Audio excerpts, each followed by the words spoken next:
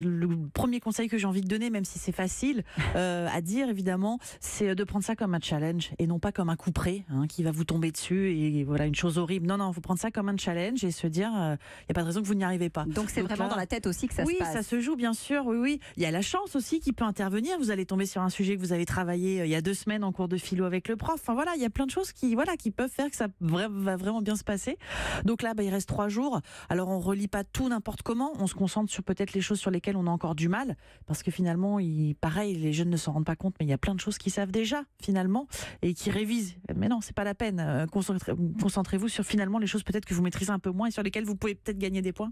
On se plonge dedans tout le week-end ou au contraire on s'arrête, on sort, on fait des coupures, on s'aère? Non, j'imagine pas là 48 heures non-stop de révision évidemment. On essaie de pas trop changer les habitudes. J'espère qu'ils ont travaillé régulièrement ces derniers jours et donc à chaque fois il faut 4-5 heures de révision mais avec des pauses. Il y a des matchs avec la Coupe du Monde, ça tombe bien. Oui. Voilà, il y avait Roland Garros il y a pas longtemps. Donc voilà, non, surtout ne pas se bourrer le crâne tout un week-end juste avant la philo, c'est pas la peine. Il faut justement aussi se reposer.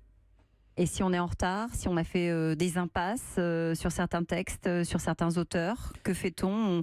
On se précipite, on va vite réviser ceux-là avant les autres? Oui, parce que les impasses finalement c'est pas un bon calcul à faire, je pense. Donc quitte à ce que ce soit pas un chapitre ou un auteur comme vous dites que vous maîtrisez entièrement, au moins avoir quelques notions pour pas vous retrouver vraiment devant une page blanche et à être complètement démuni quoi. Alors ça c'est pour ce week-end, la veille au soir.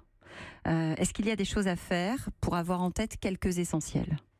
Je pense qu'il faut relire quelques fiches, parce que quand même la nuit porte conseil, on le sait, la nuit le cerveau enregistre. Par contre, essayez de ne pas se coucher à 3 heures du matin, parce que vous allez sûrement vous lever tôt. Il faut au moins 7 heures de sommeil. Oui, il faut, alors ça dépend des gens évidemment, mais 5 heures c'est le minimum pour être reposé et que votre cerveau soit en capacité de travailler. Donc essayez de dormir, même si je sais que c'est stressant. Mangez pas trop lourd du coup, voilà, faites quelque chose de reposant avant. Lire les fiches franchement avant de s'endormir, c'est quelque chose qui fonctionne, on l'a déjà vu.